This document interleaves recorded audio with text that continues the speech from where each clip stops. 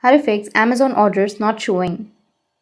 So if you want to fix your Amazon orders not showing, then what you need to do is first you need to check your internet connection.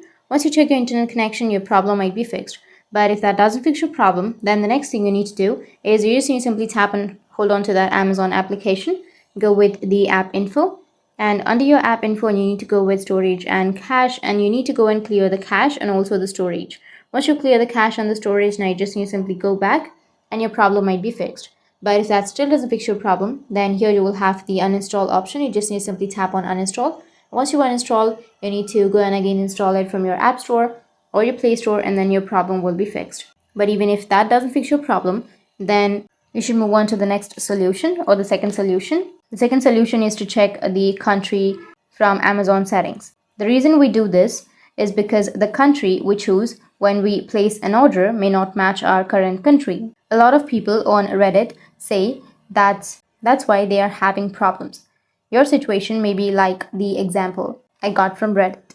So to do that, what you need to do is just open up your Amazon app and then check your country and make sure that you've selected the correct country.